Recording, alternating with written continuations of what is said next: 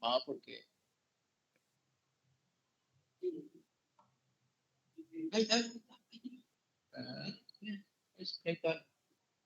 No, mi micrófono ve que la cámara acá no me aparece. No se encontró ninguna cámara, ¿ves? Disponible. No me la está leyendo. Está abierto la cámara. ¿Sí? Adiós. Por último.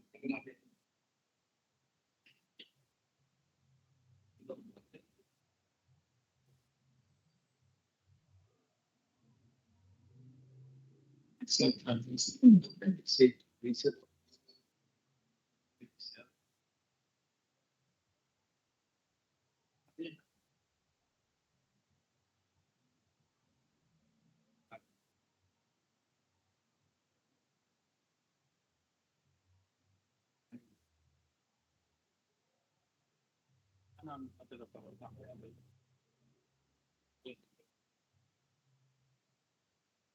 Ese lo maneja bien este chico. Bueno, llámalo y que venga, si no le doy el único. Así que hoy que sigan ellos tienen de todas maneras el material, o sea que lo que necesito yo es conectar el proyecto.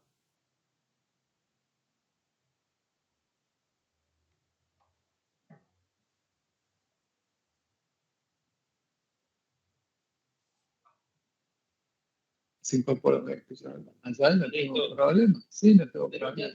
Sí, pero no me lo deja en el Team. En el Team no tengo cámara. ¿Me entiendes? A ver, pero. A ver acá, ahí está. Acá.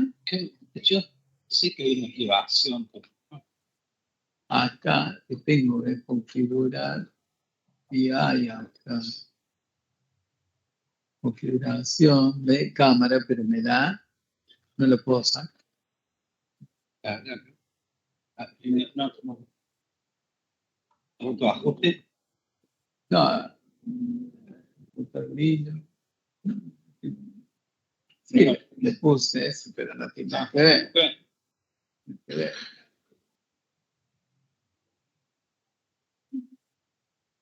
Agregar nuevo no creo, porque eso es un fondo. Ya. ¿A dónde tengo las presentaciones? Al compartir. Voy a compartir ventana con ellos directamente. Se voy pasando.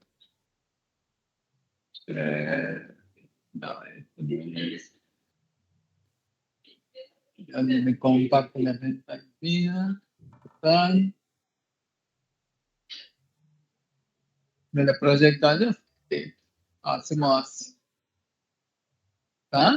Yo le estoy compartiendo a ellos y listo. Che, gracias Humberto. Que anden bien. Hola. Bueno chicos, distancia van a ver que estamos compartiendo. En realidad no les puedo mostrar la cámara porque no se conecta la cámara. No sé qué problema hay. ¿Me escuchan? ¿Distancia?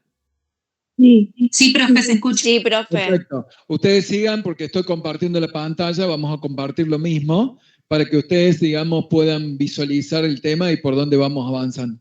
No podíamos compartir las pantallas. Así que bueno, vamos por este lado. Bueno, en la clase anterior habíamos visto todo lo vinculado o habíamos comenzado a ver mayormente lo que era contratación de servicios. Vimos la parte general y luego en particular empezamos a hablar de contrato de trabajo, en donde lo que podemos decir que todo lo que es contratación de servicio, la parte genérica, se realiza de manera autónoma, pero en este caso, cuando hablamos de contrato de trabajo, puntualmente hablamos de relación de dependencia, ¿sí? Eso es lo importante. Bien, vamos a retroceder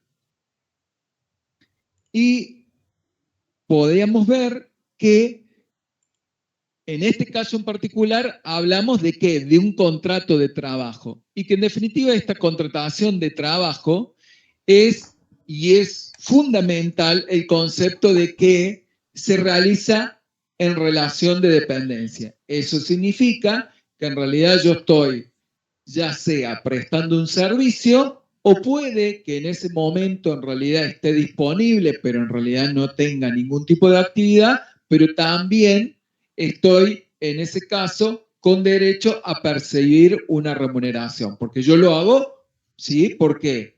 Por contraprestación. Yo presto un servicio para recibir una remuneración. ¿Estamos? Entonces, aquí tienen el concepto de contrato de trabajo. ¿Y qué podemos decir? Que el contrato de trabajo existe cuando una persona de forma voluntaria y personal. Esto es muy importante, voluntaria y personal.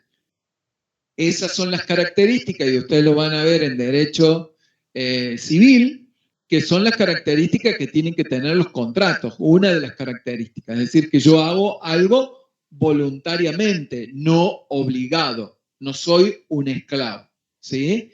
Personal, es decir, que lo debo hacer yo, Alejandro, y no que alguien tiene que ir por mí, sino que lo hago yo directamente.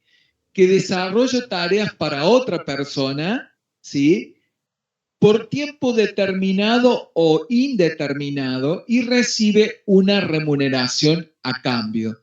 Ahí cuando habla de tiempo determinado o indeterminado, ya está definiendo en particular dos tipos de contrato. Un contrato a término, es decir, yo te contrato por 3 meses, o un contrato indeterminado. No tiene fin, sino que la finalización se puede dar por diferentes causas, porque yo renuncio, porque me despiden, por fallecimiento, es decir, pero son diferentes tipos de causas, es decir, no tiene, en definitiva, un término de finalización. Después vamos a ver que hay otros.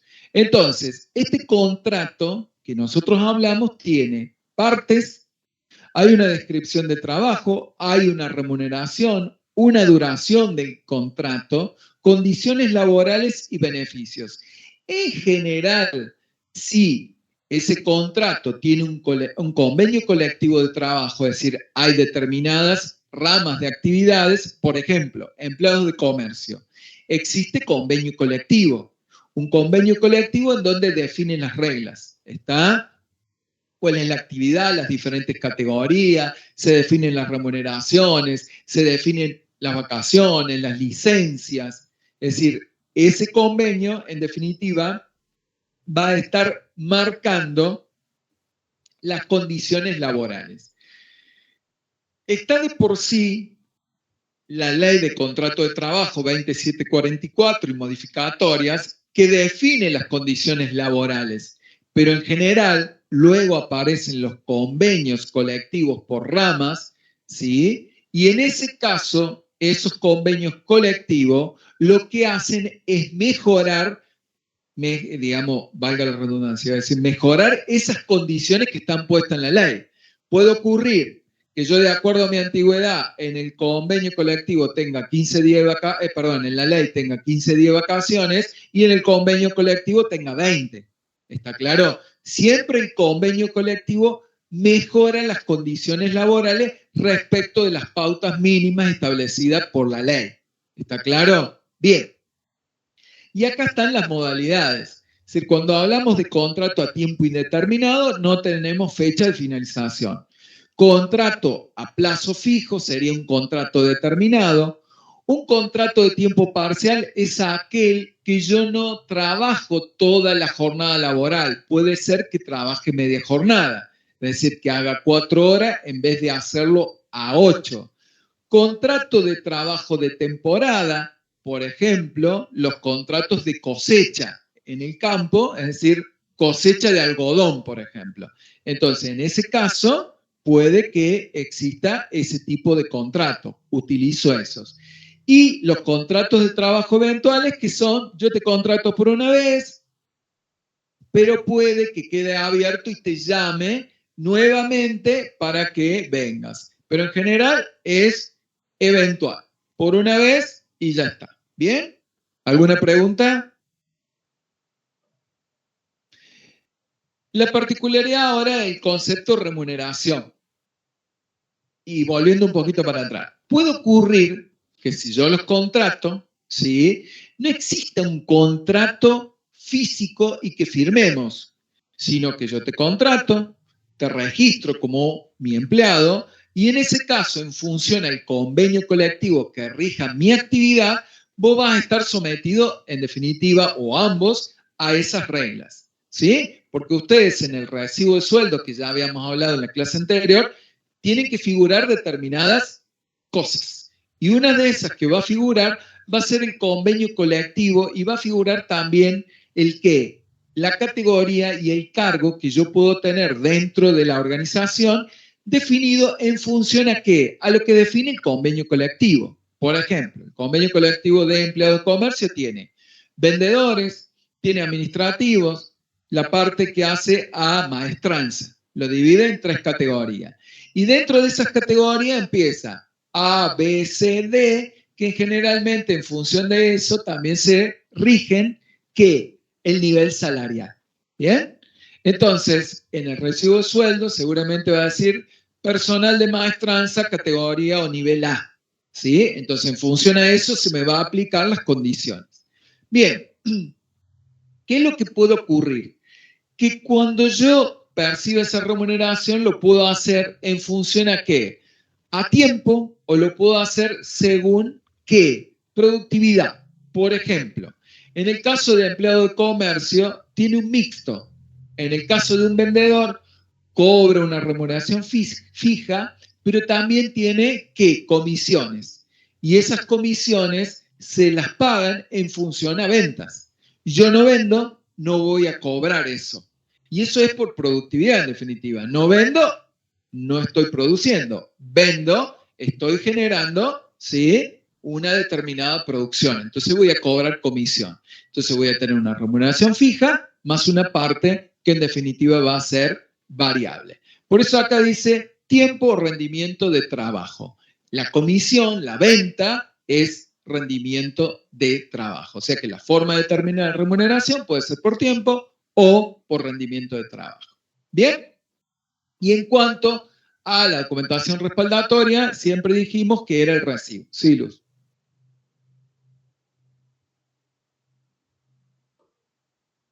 Sí, o sea, las horas extra, exactamente, en ese caso, si lo pensamos, sería a veces por productividad. Si vos lo pensás, más allá que sea tiempo, puede que yo no lo haga, pero tiene una relación con la productividad, porque si yo te voy a pagar hora extra o te voy a decir o te las voy a ofrecer para que las haga, es porque evidentemente necesito fuerza laboral para cumplir determinado objetivo. Pero genéricamente, si vos me preguntas, es a tiempo, es por tiempo, no es, pero se remunera distinto, ¿no? Que ahí lo van a ver después en la aplicación práctica, porque en definitiva, es decir, todas esas remuneraciones complementarias, por ejemplo, en el caso de las horas extra, si la hora extra se hace día feriado, se cobra, ¿sí? El doble. ¿Qué significa? Hora extra al 100%. Si el valor hora normal era 10 pesos, por esa hora adicional realizada un día feriado, voy a cobrar 20. En el caso que sea una hora extra, digamos, en tiempo normal, me excedí de la jornada, la voy a cobrar con un 50% más, ¿sí? Después tienen varias variantes, depende del trabajo, si yo lo hago nocturno, si es diurno, si es nocturno, la jornada laboral sea, digamos, una hora menos, hay diferentes variantes, ¿está? Eso van a ver algo en la aplicación práctica, pero no es la idea de que ustedes aprendan acá puramente derecho laboral, sino lo que tratamos de hacer es esto, reflejarlo en la contabilidad. Entonces nos interesan determinados momentos del tiempo, pero no podemos dejar de conocer los conceptos. ¿Bien? Y la fuente documental fundamental es el recibo. Ese recibo, ¿sí?, que es firmado por empleado y empleador. Yo como empleador me voy a quedar con el recibo firmado por el empleado y el empleado se va a quedar con el recibo firmado por el empleador. En general decimos que el recibo lo tiene el empleado de formato original, ¿sí? Y es con el cual podemos acreditar, en definitiva, nuestros ingresos o nuestra relación laboral, ¿sí? Bien. Después hablamos que esta remuneración, con todos sus adicionales, ¿sí?, están sujetos a aportes y contribuciones. Los aportes son los que hace el empleado. O sea, que de ese sueldo se va a deducir, ¿sí?, los aportes, los va a retener el empleador, pero el empleador los va a depositar en mi nombre. Y esos aportes, ¿cómo estaban conformados? Habíamos dicho que había un aporte jubilatorio, en donde el empleador aporta por mí, o sea, contribución 16%, y yo aporto el 11%. En el caso de lo que sería PAMI, la obra social, el empleador aporta un 2% y yo como trabajador aporto un 3%. Y dijimos que esto iba a la obra social PAMI. No es que yo la use porque esté en actividad, sino lo que hace es justamente financiar a la obra social de los jubilados. Lo que hace a obra social, el empleador aporta, o sea, contribuye, vamos a cambiar el nombre, un 6%, y yo como empleado aporto un 3%. En lo que hace al Fondo Nacional de Empleo, aporta únicamente el empleador, o sea que es contribución el 1,5%, yo como empleado no aporto. En lo que hace a lo que es ART, o sea, la cobertura por riesgo de trabajo, yo como empleado no aporto, el que contribuye es el empleador. En el caso del seguro colectivo de vida, ¿sí? Tampoco aporto yo, puede que yo tenga algún otro seguro, pero el seguro lo aporta el empleador. ¿Estamos? Entonces, cuando se liquida el sueldo, en el recibo de sueldo, ustedes no van a ver las contribuciones que hace el empleador. En el recibo de sueldo va a figurar el sueldo bruto, lo que dice la escala del convenio colectivo, menos las deducciones. Pero las deducciones que me hacen son los aportes que hago yo como empleado. No se va a ver la parte que contribuye el empleador. ¿Está claro? Bien. Entonces tenemos que diferenciar tres momentos de tiempo. Uno es el devengamiento. ¿Y en dónde lo vemos más fácil? Lo vemos más fácil cuando hablamos de qué. Cuando hablamos de una persona mensualizada, que cobramos por mes, ¿sí? Que sería lo más lógico y normal. Hay algunos tipos de actividades que en realidad no son mensualizados, sino que son jornalizados. ¿Sí? En general en la construcción el personal es jornalizado. O sea, se le paga, ¿sí? Por día, ¿sí? Muchas veces se lo liquida ya sea semanalmente o quincenalmente, pero en definitiva lo que se paga es el día. En cambio, en la persona mensualizada lo que se le paga es el mes. Supongamos, comenzamos el mes de septiembre, ¿sí? Llegamos al día 30, que es el último día, y acá ¿qué se produce? Se produce el devengamiento. El devengamiento de ese sueldo. Entonces, el empleador, ¿qué es lo que va a registrar? El empleador va a registrar sueldos y jornales, genéricamente, esta es una cuenta. Esta cuenta es una cuenta elemental diferencial de egreso. ¿Está claro? Elemental diferencial de egreso. Y otra cuenta que se va a llamar como contribuciones patronales. También es una cuenta elemental diferencial de egreso. ¿Que esa cuenta a qué se refiere? Se refiere a lo que no está en el recibo de sueldo, que son las contribuciones que hace el empleador por tenerme a mí como empleado. ¿Está claro? ¿Sí? Y como contrapartida, ¿qué es lo que va a registrar? Aportes a depositar. Esto es la parte que me retuvo a mí como empleado. ¿Sí? ¿Qué otra cosa? Las contribuciones que él tiene que pagar, también le podemos poner a depositar. Y por otro lado, sueldos y jornales a pagar. Todas estas cuentas son elemental, patrimonial, de pasivo. ¿Esto cuándo? En el momento del devengamiento. ¿Está claro? Nosotros habíamos hablado algo de esto y en definitiva, si ustedes se fijan, la captación del dato nosotros lo hacemos desde el momento que el trabajador está, desde el día 1 hasta el día 30, nosotros sabemos que el salario se está devengando. Lo que ocurre que yo lo registro una sola vez, ¿cuándo? A fin de mes. Entonces, esto en definitiva es una registración que es diferida. ¿Sí? Porque yo no la registro el primer día y digo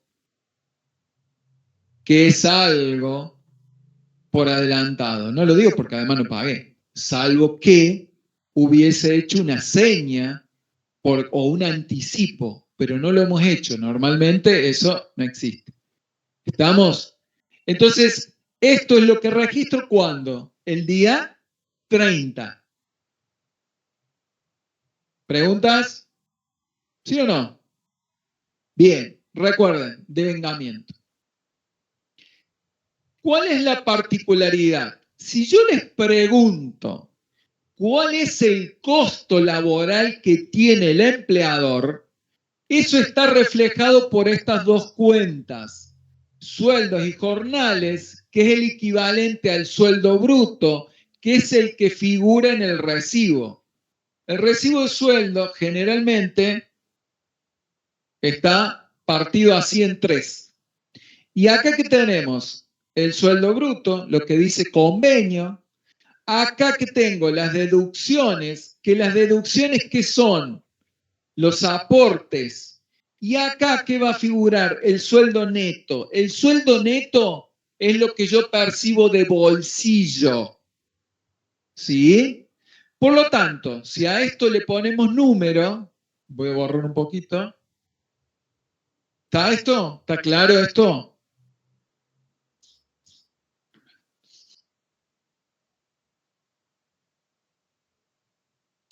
¿Qué ocurriría con esto? Vamos a suponer que mi sueldo bruto es 1.000 pesos. ¿Está? Sueldo bruto. Contribuciones patronales. En función a lo que vimos allá, aproximadamente mi empleador va a aportar alrededor de 240 pesos, supongamos. ¿Sí? Hay que ver qué porcentaje. ¿Bien? ¿Qué es lo que ocurre? Aportes a depositar, a mí alrededor me van a retener 200 pesos. Esto que está acá, contribuciones patronales, se traslada acá, que son las contribuciones a depositar. Y yo no voy a cobrar 1.000, voy a cobrar 800. ¿Por qué? Porque el recibo de sueldo que tenía mi sueldo bruto en 1.000, tenía los aportes en 200, por lo tanto el sueldo neto es 800. Y esto es lo que yo cobré de bolsillo. Sí.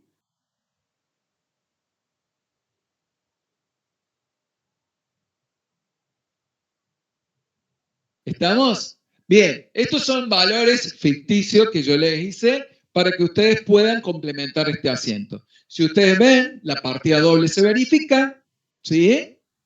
Y luego, ¿qué es lo que ocurre? Esto es una deuda para mí, la tengo que pagar. ¿Bien?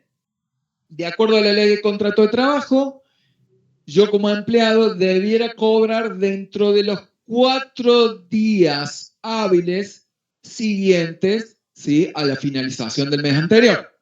¿Está claro? Dentro de los 4 días. Si fuese que soy jornalizado, ya sea que me pagan semanalmente o quincenalmente, debo cobrar dentro de los 3 días hábiles siguientes, a la semana o a la jornada. ¿Está? Eso está establecido. Bien, entonces,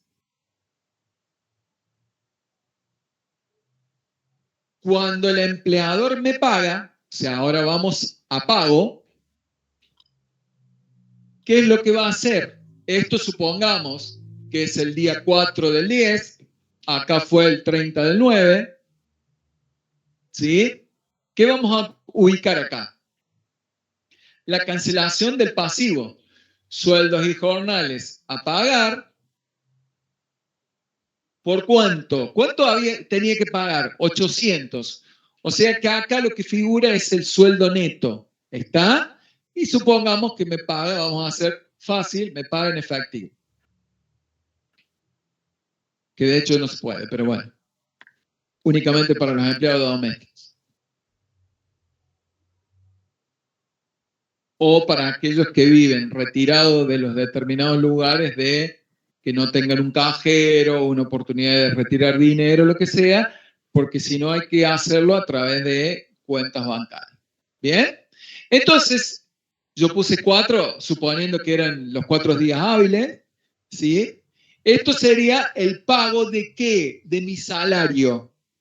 Lo otro que tiene que hacer el empleador es pagar ¿qué? Los aportes y contribuciones, que en general, de acuerdo a la terminación de quit del empleador, lo que sea, alrededor del día 9, 10, 11, 8, depende del calendario, tendría que pagar ¿qué?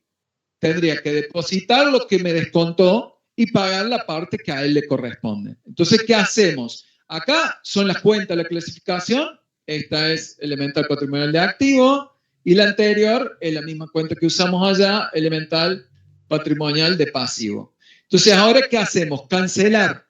¿Qué nos falta? Los aportes a depositar y las contribuciones a depositar. ¿Cuánto eran? Bueno, teníamos 200, 240, pagamos con medios electrónicos, porque es la única manera de pagarle a la AFIP, ¿sí? Los 440 pesos. ¿Estamos?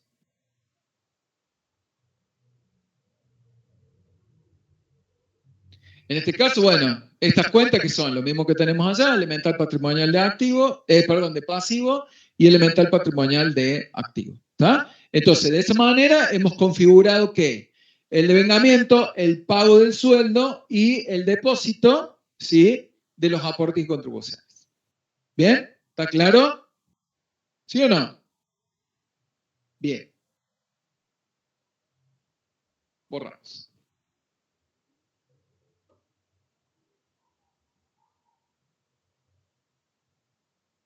Ustedes, e incluso ahí yo puse aportes y contribuciones a pagar, lo más probable es que ustedes en la actividad práctica los van a desglosar. ¿Y cómo lo van a desglosar? De acuerdo a cómo los desglosa, ¿sí? Los tickets de la AFIP. ¿Tá? ¿Por qué? Porque se divide en la parte que es seguridad social, ¿sí? Obra social y... No, perdón. Seguridad social, en donde en realidad va la parte jubilatoria, obra social, ¿sí? En esos dos grandes conceptos. Entonces, lo más probable es que en vez de tener contribuciones, van a tener obra social a depositar, ¿sí? Aportes previsionales a depositar, así, pero lo vamos a usar en el sentido de que de seguir ¿qué? Seguir el comprobante que nosotros tenemos en mano, que es el depósito que hacemos a AFIP y cómo lo discrimina. Lo discrimina de esa manera. Yo acá puse genérico, aportes y contribuciones a depositar, pero esas puede que estén tan desglosadas, ¿sí? La van a dividir, en vez de tener 2 cuentas, van a tener 4, ¿sí? Bien, hay una particularidad. Nosotros podemos tener un hecho contingente y ese hecho contingente sería que despidamos a alguien, ¿sí? Sin justa causa, porque en general yo voy a indemnizar a alguien cuando lo despido sin justa causa. Si lo despido con causa, yo no tendría que indemnizarlo. En general existe lo que se llama indemnización por antigüedad, que es equivalente a ¿qué? A un sueldo por cada año o fracción superior o igual a 3 meses. Yo trabajé en un determinado lugar 2 años y 6 meses, me tendrían que pagar 3 meses de indemnización por antigüedad, más los complementos que se me adeuden, que, algo que yo no les mencioné, tengan presente que en realidad un trabajador en relación de dependencia cobra 13 sueldos. ¿Por qué? Porque en junio, ¿sí?, se devenga y se debe pagar al 30 de junio, ¿sí?, un medio sueldo más, que es lo que se denomina sueldo anual complementario. Pero ahí pagamos la mitad. Y hasta el 18 de diciembre debo pagar la otra mitad. ¿Y eso cómo se calcula? Se calcula, ¿sí?, determinando cuál es la mejor remuneración, ¿sí?, del semestre, y en función a eso se determina el pago. El sueldo anual complementario es lo que sería una 12ª parte, en definitiva. Lo que hacemos es una cuenta vinculada con qué, que en realidad nosotros estamos pagando un mes más dentro de los 12 del año. ¿Está claro? Bien. Pero eso es proporcional. Puede que yo, ¿sí?, en este caso, que fui despedido a los 2 años y 6 meses, ¿sí?, o 5, supongamos, ¿qué pasa? Llegamos a mayo y me despiden. Entonces yo también tengo derecho, además de cobrar esa indemnización, cobrar ¿qué? Las vacaciones no gozadas por esos 5 meses, el aguinaldo correspondiente a esas vacaciones no gozadas. ¿Qué más? Tengo que cobrar el aguinaldo por esos 5 meses, ¿está?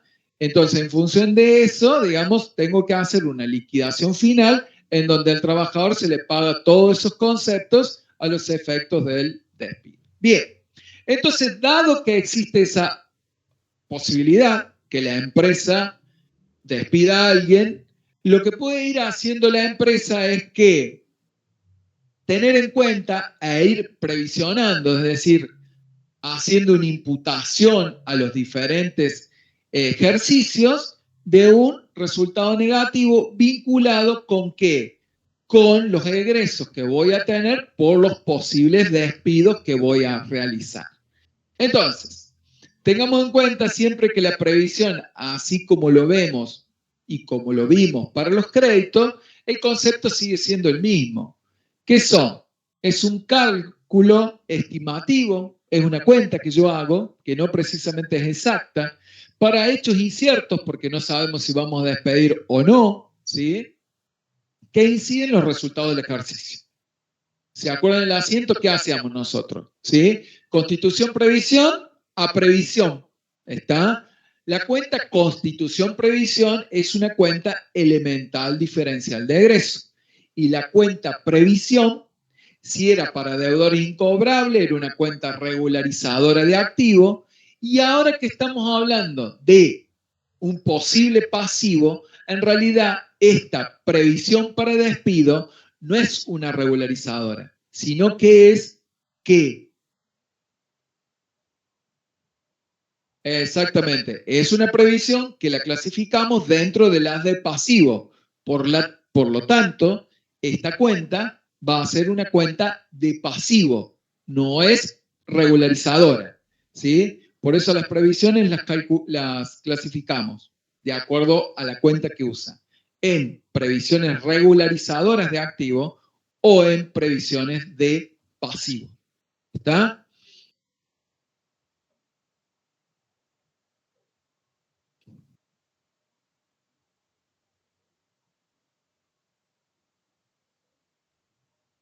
Bien, a ver, pensemos. Yo podría, en este caso, cuando constituye una previsión, ¿sí?, ajustar el valor de algo. No. ¿Está? Bien. ¿Por qué? Y por eso insisto yo, vuelvo atrás, recursos y fuentes, ¿sí? Cuando yo hablo de previsión para incobrables, me estoy refiriendo a un crédito, ¿sí? Y ese crédito es de mi propiedad, ¿sí? O sea que estoy hablando de un recurso propio. ¿Está claro? Bien. Ahora, cuando yo me refiero a un trabajador, ¿es un recurso propio o un recurso de tercero? Es tercero. O sea, que yo no lo tengo acá. Entonces, por eso que yo una previsión para despido no podría nunca considerarla como recurso regularizador de activo, porque no tengo un activo acá, salvo que tuviéramos en el 1600 y yo tuviese esclavos. Si yo tuviese esclavos, sí, yo sería propietario. ¿Está claro? Y podría constituir una previsión porque por muerte, por ejemplo. ¿Sí? Si muere un esclavo, ¿sí? Pierdo fuerza laboral. ¿Está? ¿Se dan cuenta? Es por eso que no puedo utilizar una cuenta regularizadora de activo para registrar una previsión de despido. ¿Y por qué? Porque además el despido lo que me provoca es una deuda. En cambio, en el caso de los créditos por venta, que yo cobre menos, ¿me provoca una deuda o una disminución de mis recursos? Exactamente. Me provoca una disminución de recursos. En cambio, el despido me provoca una deuda. Es por eso que aquellas previsiones de pasivo son las que me van a producir una deuda. Y las regularizadoras de activos son aquellas, ¿sí?, que me van a afectar el valor de un activo. No me van a generar deuda, me van a afectar el valor de un activo. ¿Está? ¿Ven cuál es la diferencia? ¿Te diste cuenta? Sí, no. Dale.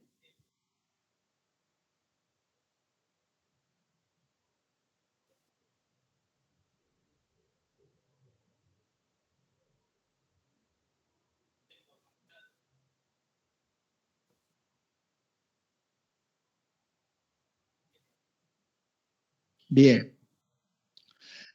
Cuando hablamos de previsiones, no es que yo aparte dinero, ¿eh? ¿Bien? Yo en realidad lo que estoy haciendo es, lo que a mí me sirve es la otra cuenta. Constitución, previsión, por o para despido, a previsión por despido. Si yo hago esto y está habilitado, ¿qué hace esto? Que yo en definitiva gané menos plata y además que voy a pagar menos impuestos. ¿Está? ¿Por qué? Porque esta cuenta es elemental diferencial de egreso o resultado negativo, digamos así. ¿Está? Entonces, por eso lo hacemos, pero no es que yo agarre dinero y lo pongo en una cajita, esto es por la duda si yo despido a alguien. No, no.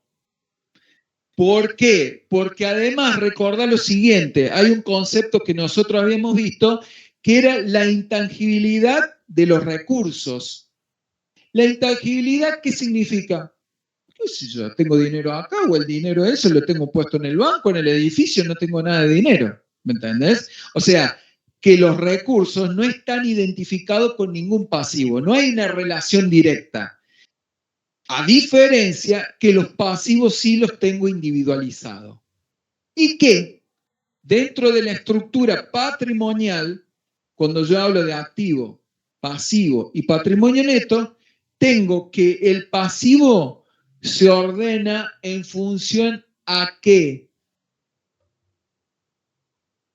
A la exigibilidad o certeza.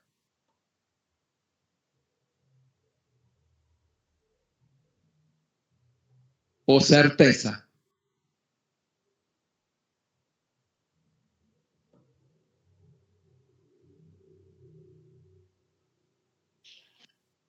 Se ordenan, ¿sí?, en general en función a la certeza. Entonces van de los más ciertos, los ciertos, a los menos ciertos. Y lo menos cierto, ¿cuál sería? una previsión. ¿Por qué? Porque depende de un hecho incierto. Entonces, dentro de los pasivos, la gran división, ¿sí?, es entre parto del pasivo más cierto a un pasivo probable.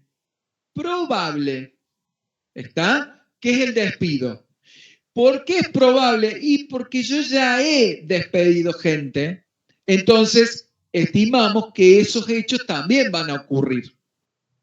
Y dentro de los pasivos ciertos, los ordenamos según su exigibilidad. Entonces, primero pongo que el que debo dentro de 30 días, después el que debo dentro de 60, después el que debo a 90. ¿Se dan cuenta? Es decir, que tiene dos conceptos. Lo tienen en la punta del libro. ¿Sí? Certeza. Y luego, dentro de los ciertos, la exigibilidad. ¿Estamos? Que me la da el tiempo. La exigibilidad me la da el tiempo. ¿Bien? Entonces, esto nosotros lo tenemos dentro de que están al final. Son los menos ciertos. Son probables, pero no tienen certeza plena. Sabemos que se va a ocurrir. Por eso que dijimos que en definitiva es una estimación para hechos inciertos.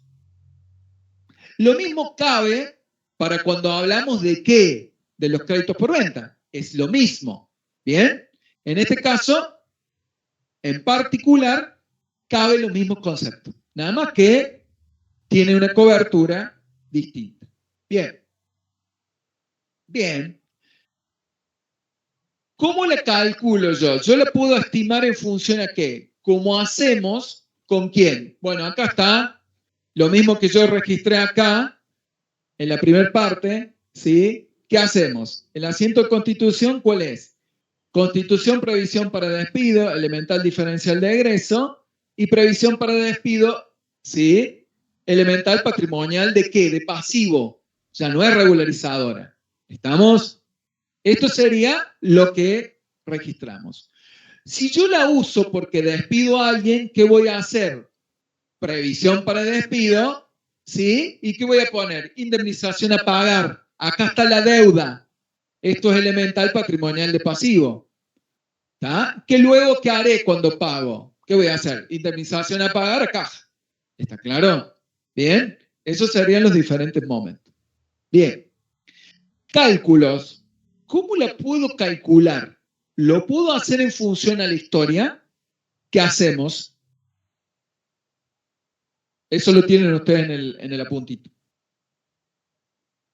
Uno de los modos, ¿cuál sería? La sumatoria de las indemnizaciones que pagué, por ejemplo, en los últimos 3 años, ¿sí? Por ejemplo, ¿sobre qué? Sobre la sumatoria de los sueldos. Eso sería. Entonces, ¿esto qué me va a dar? Esto me va a dar, no un porcentaje, si lo multiplico por 100 me va a dar un porcentaje, ¿sí? Y eso lo aplico sobre la masa salarial que tenga, ¿sí? Al cierre de ejercicio, por ejemplo. ¿Está claro? O directamente definir, si yo sé, ¿sí?, un determinado porcentaje que yo sé sobre la masa salarial, y digo, bueno, sobre la masa salarial constituye una previsión equivalente al 1% de los sueldos que se devengan. ¿Está? Esa sería otra modalidad. ¿Bien? En función a eso, voy a registrando esto al cierre de ejercicio. Sí. De los sueldos. Sueldos. ¿Ah? Abreviado, simple. ¿Está? Sueldos. Anótalo vos, sueldos. ¿Está? Entonces, de esa manera, ustedes lo calculan. En el apunte tienen bien. ¿Sí? Yo les digo a ver si tengo paginado esto o no.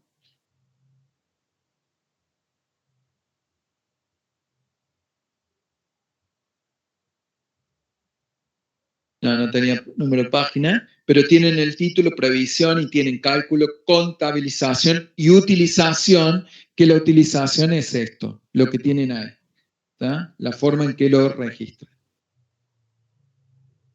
El pago ya lo vimos, ¿tá? Entonces, ahí tienen, digamos, una forma. Ahí tienen, fíjense en que las formas dicen la indemnización efectivamente paga en el último ejercicio, o sea, directamente lo que pague yo lo previsiono.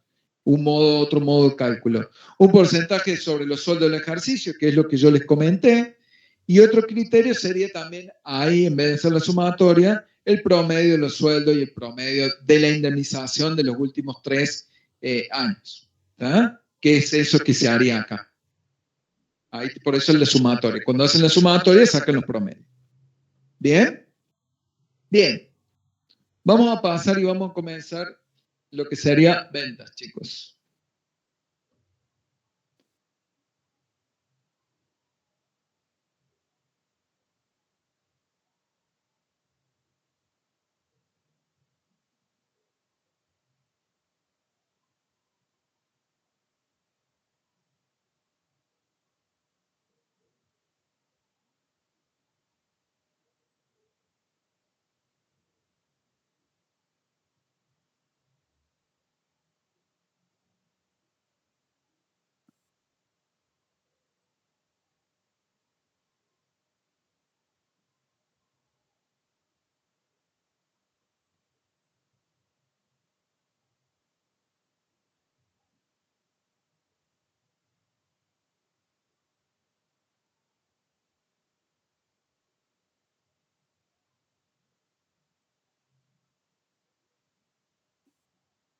Bueno, tengamos en cuenta que cuando nosotros hablamos, ¿qué pasa?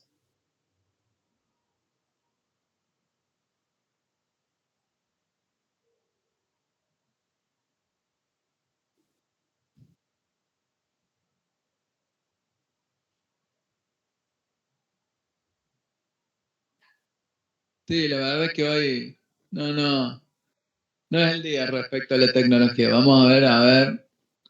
Los chicos lo deben estar viendo bien. Nosotros acá. ¿Lo ven?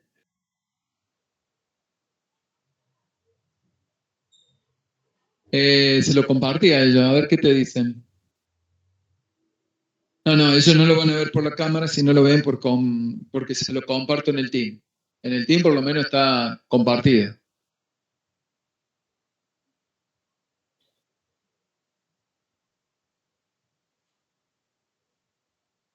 Sí, en el team está compartido. Bueno.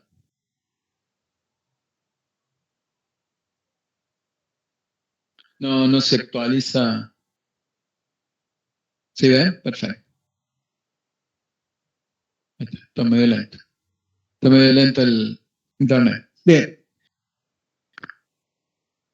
Ahora tenemos que dar vuelta, digamos, la cara.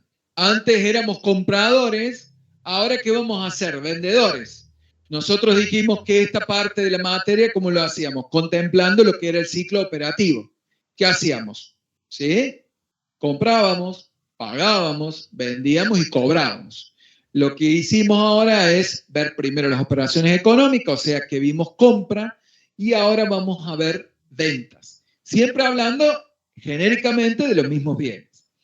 Entonces, ¿qué es lo que ocurre? Que la venta, nosotros sabemos que es un proceso fundamental para cualquier empresa. Por más que yo sea una empresa comercial o una empresa industrial, una empresa agropecuaria, una empresa prestadora de servicio, si yo no vendo, ¿cómo genero mis ingresos? Imposible. ¿Está? No existen arte de magia. Entonces, fíjense en que acá les dice, ya que representa una fuente principal de ingresos. O sea, no existe empresa que superviva si no vende. En el ámbito contable, estas transacciones requieren un registro adecuado y completo, tanto para empresas como para efectos fiscales y de auditoría. La documentación respaldatoria de una venta juega un papel crucial en este proceso de aseguramiento de la veracidad y el control de las registraciones. Entonces, nosotros, cuando veíamos la compra, en definitiva, Wow, ¿qué pasa? El que está saboteando el... Bueno. Nosotros cuando hablamos de la compra, los documentos principales que tenemos, ¿cuál era? Una factura, un remito, ¿sí? Yo como comprador tenía el original, pero si me pongo en la posición de vendedor, ¿qué voy a tener? El duplicado. En el caso del remito, ¿qué ocurría? El original a quién le quedaba? Al comprador. Y, en definitiva, lo que volvía al vendedor era un duplicado firmado. ¿Sí? ¿Se apareció? No. Prendida.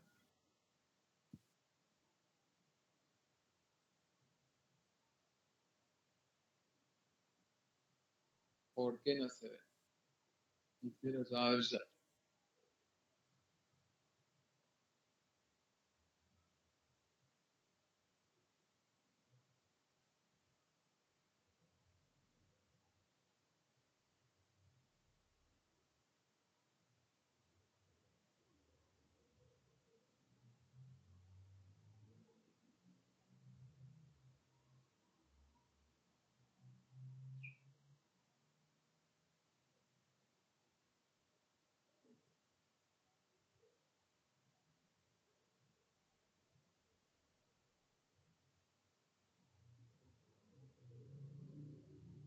Bien, volvemos.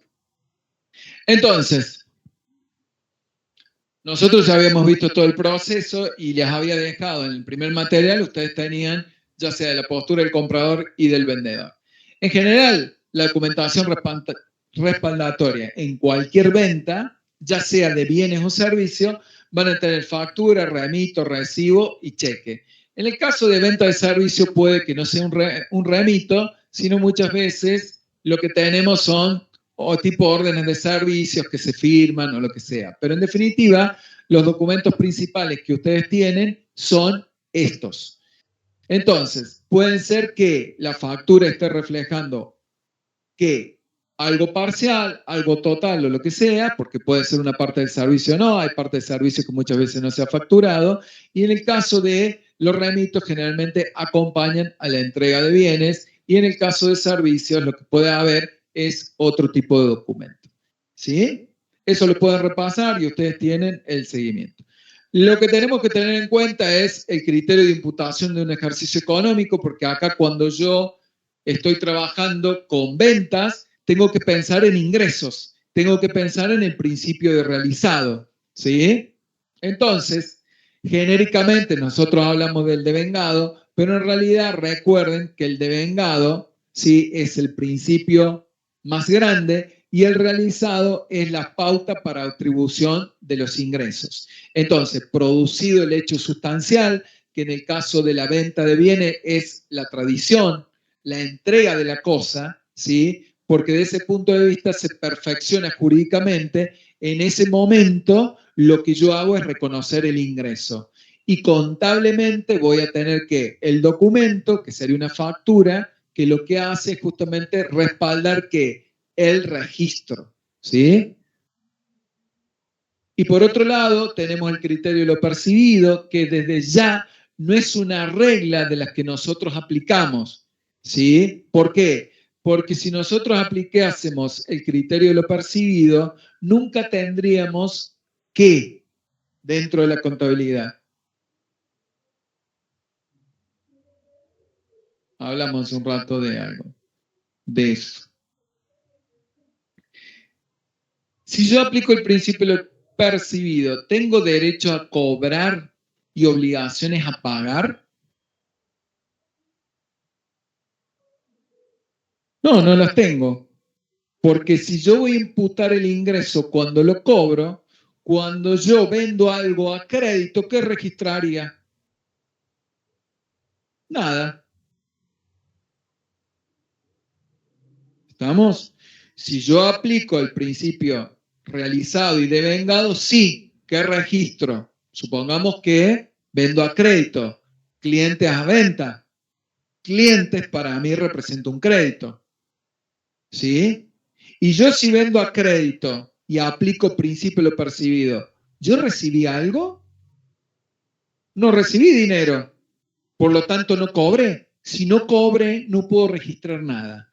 Es por eso que si yo aplicase un criterio de lo percibido, no existen en la contabilidad ni créditos ni deudas.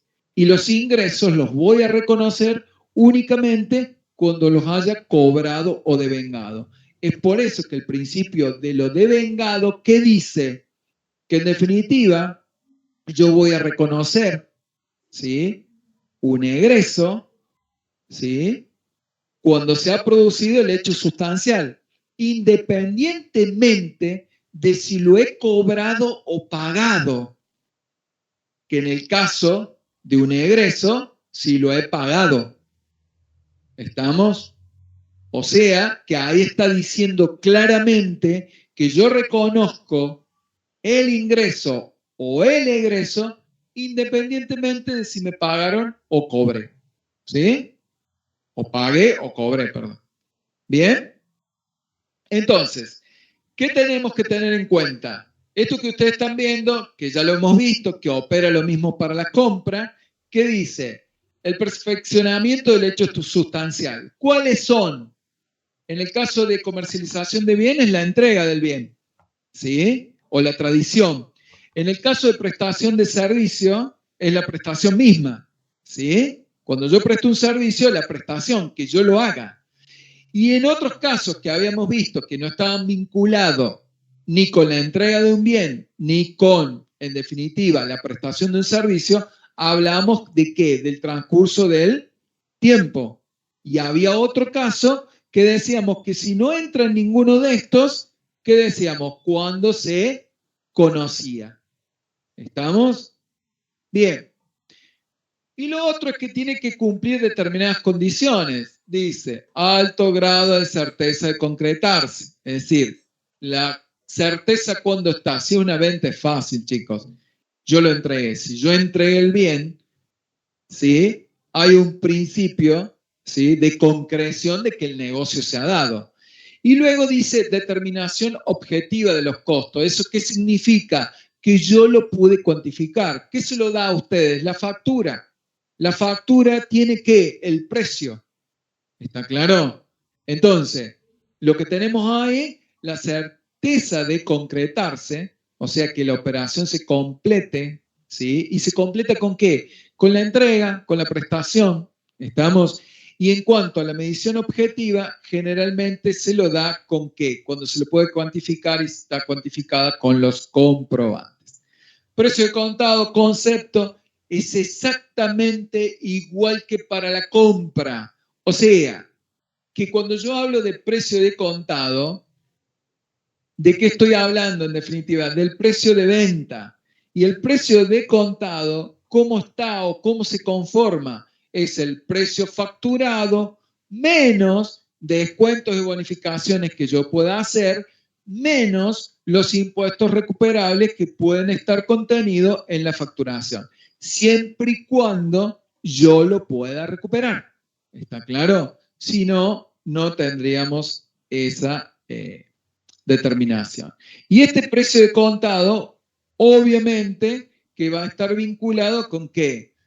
En las operaciones en donde me entreguen efectivo, cheque, ¿sí?, corriente, pero no cuando asuma, ¿sí?, un crédito que sea a cobrar, ¿sí?, ya sea garantizado o no garantizado, documentado o no documentado.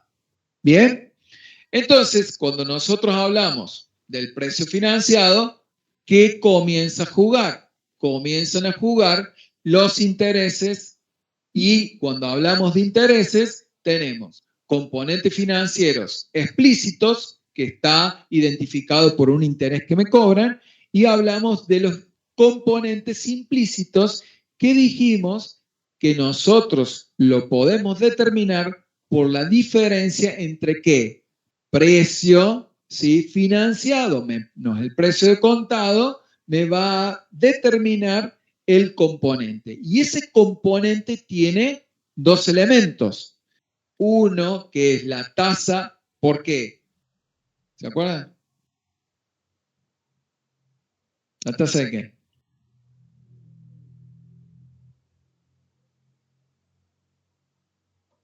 Si no quieren tasa, pongan otro nombre. ¿Por qué? Por inflación. Muy bien, la tasa por inflación y la de interés real.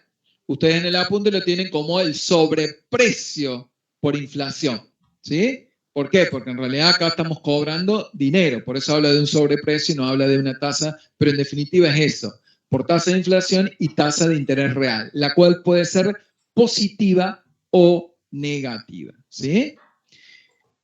La diferencia, en definitiva, acá es que yo tengo una posición vendedora.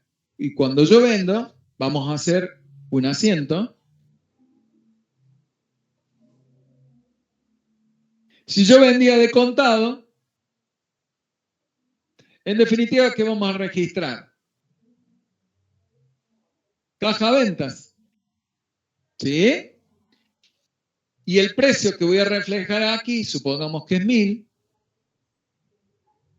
es en definitiva ese precio deducido todos los elementos que hacen acá, descuentos y bonificaciones. Porque yo puedo tener la factura, dice en el primer renglón 1100, descuento 100 pesos, ¿sí? El neto 1000. En definitiva, el valor de venta del producto va a ser 1000. Usando el mismo criterio que habíamos usado si yo estoy comprando, valor de incorporación. Por lo tanto, el precio de venta va a ir reflejado, ¿por qué? Por el precio, ¿sí? De contado. O sea, que ese ingreso, ventas, es contado. Recuerden que la cuenta venta es elemental diferencial de ingreso. ¿Qué es lo que ocurre si yo vendo financiado? Si yo vendo financiado e intervienen componentes financieros, ¿qué voy a tener? Financiado. Vamos a suponer que lo vendo simplemente en cuenta corriente, en donde el cliente, ¿sí?, que nosotros tenemos es trato continuo y le tenemos abierta una cuenta corriente, por lo tanto él nos compra y esta venta es financiada, ¿sí? Vendemos en vez de 1000 pesos, ¿sí? En realidad decimos, no, mirá, vos me vas a pagar en tantos días, yo te tengo que cobrar una diferencia de precio, por lo tanto, acá que registro el precio financiado. En cambio, en ventas, ¿qué registro? Sigo registrando el precio de contado. ¿Está claro? Bien, ahora, ¿cómo salvamos esto? Supongamos que es un componente financiero, ¿sí?, implícito. Una cuestión de diferencia de precio. Entonces, lo salvamos con una cuenta que decimos componente financiero, que en este caso, como es una venta, si se devenga es a mi favor, entonces va a ser positivo a devengar. ¿Por cuánto? Por 100. Entonces, ¿qué tenemos? Una cuenta elemental patrimonial de activo, una cuenta elemental diferencial de ingreso y una cuenta, ¿sí?, elemental patrimonial regularizadora de activo. De activo. ¿A quién regulariza? A la cuenta clientes. ¿Por qué? ¿Qué dijimos? ¿Cuál era la función de esta cuenta? Reflejar, en definitiva, el valor actual de algo que está expresado en un valor futuro. Lo que hace esto es ajustar este valor de manera que me quede en 1000 pesos. ¿Sí? Entonces, este sería el registro que hacemos por una venta financiada. Después habrá que ver hasta cuándo puede pagar este valor. Supongamos que si paga dentro de los 15 días, paga lo mismo. ¿Qué puede ocurrir? Lo que puede ocurrir es que, ¿sí?, pague después o pague antes. Si paga antes, ¿qué va a ocurrir? Ese componente se va a cancelar. ¿Está claro? Si paga antes, o sea, no se devenga, el componente se cancela. Entonces, cuando me pague, ¿cuánto me va a pagar? Me va a pagar el precio de contado antes. ¿Sí? Entonces, antes cobro 1.000, se va a clientes. ¿Por cuánto? Por 1.100. Y también se cancela la cuenta componente financiero positivo a devengar por los 100. De esa manera, la cuenta componente financiero queda saldada. Queda saldada. Por lo tanto, ¿sí? No se produce un ingreso financiero. ¿Por qué? Porque no apareció otra cuenta de ingreso. La única cuenta de ingreso que tengo es ventas. Bien, ahora vamos al caso si pagase después de los 15 días. Entonces, si paga después, ¿qué es lo que ocurre? ¿Paga 1.000 o paga 1.100? Paga 1.100. ¿Está? Cliente se va por 1.100. Pero acá, como ustedes pueden ver, falta algo. Y lo que falta es el devengamiento. Yo estoy haciendo el asiento todo junto. La cuenta que va a aparecer, además de cancelarse componente financiero, ¿sí? Positivo a devengar, me aparece componente financiero positivo. ¿Por cuánto? Por 100. Y esta cuenta es una cuenta elemental diferencial de ingreso. O sea, que tuve un resultado positivo por la venta más un resultado financiero. ¿Por qué? Porque la otra persona usó la posibilidad de financiarse. ¿Está claro? O sea que acá se está devengando el componente y yo que obtengo un resultado financiero. O sea que además de tener ventas, elemental diferencial de ingreso, también tengo componente financiero positivo como elemental diferencial de ingreso. Todo esto que yo voy haciendo, chicos, se mayoriza, ¿está? Cada asiento se mayoriza, todo. ¿Por qué? Ahora que, teórico, recuerden, diario general y mayor general forman parte del sistema de registración, ya sea directo como indirecto, en ambos, o centralizado y descentralizado. En ambos sistemas de registración, los libros, diario general y mayor general, están. ¿Sí? Eso ténganlo en presente. Lo digo a esto porque una de las respuestas que me dieron en un teórico, no los tildaron. ¿Sí? ¿Por qué? Porque la diferencia entre centralizado y descentralizado es únicamente que no están en lo centralizado los subdiarios. Los subdiarios únicamente están en el descentralizado o indirecto. Todo el resto está en ambos. ¿Sí? Los submayores pueden estar en el centralizado o no, pero si están, sigue siendo centralizado. ¿Está claro? Bien. ¿Estamos con esto? Bien. Seguimos hasta el final. Contado a plazo, ya lo vimos. Venta al contado, documentación respaldatoria, lo que vimos. Factura de venta, recibo. Los componentes.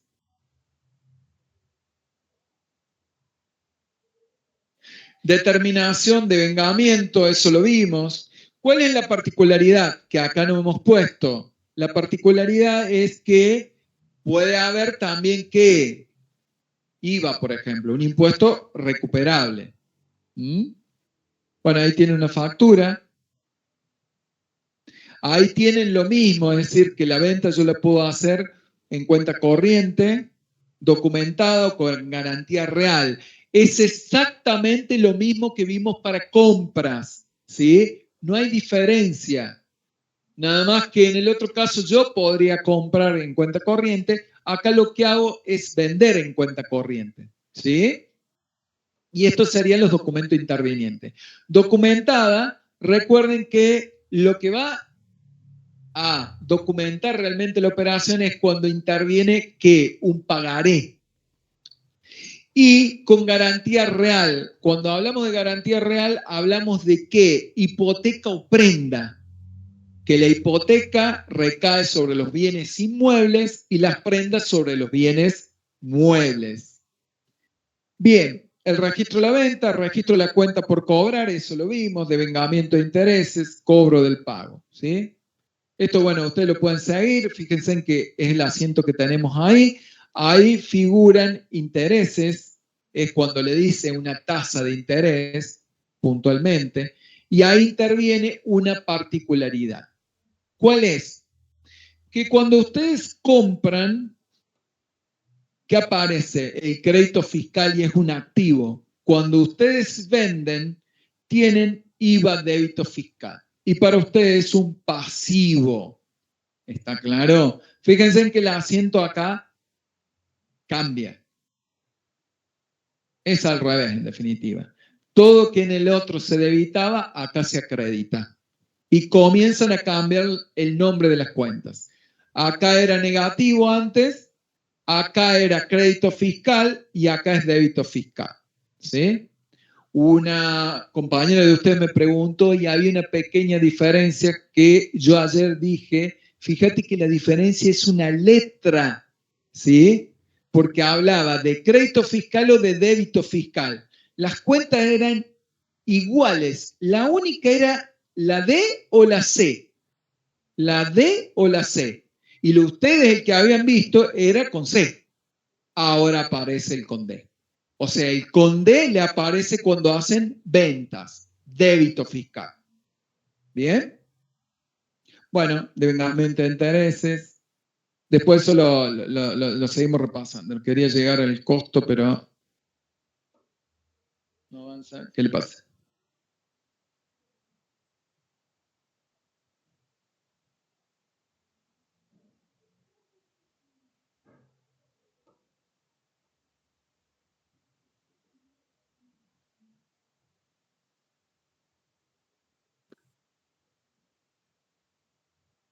Bueno, chicos, lo vamos a dejar ahí, ¿sí? Queríamos que viéramos costos para que le pudieran dar práctica a las chicas, pero no vamos a poder.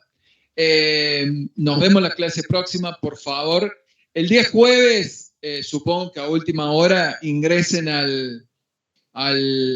ya sea al BECO o al Teams, van a tener las notas publicadas. ¿Está? Recuerden que los que recuperan teórico y práctico. Traten de ver nuevamente clasificación de cuenta, principios contables, por favor. Ya le estoy diciendo. ¿Mm? Si el educativo es parcial y la cantidad de preguntas de esos momentos. Más o menos. Vamos a tratar de que sea igual. Sea igual en ese sentido para que ustedes, digamos, ya se familiaricen con las cosas. A mí en la parte de